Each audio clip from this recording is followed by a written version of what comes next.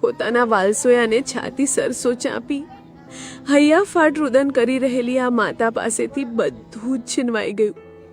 એ માતા જેને ગણેશ વિસર્જનના હર્ષોલ્લાસભર્યા માહોલ વચ્ચે 2 દીકરા અને પતિને ગુમાવી દીધા.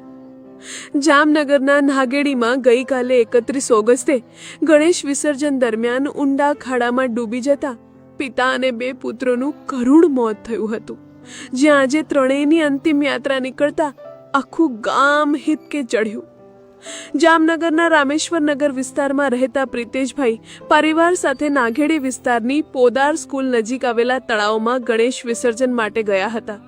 મૂર્તિને પાણીમાં વિસર્જિત કરતા સમયે પ્રિતેશભાઈ પોતાના 4 વર્ષીય પુત્ર અંશ અને 16 વર્ષીય પુત્ર સંજય સાથે પાણીમાં ઉતર્યા હતા.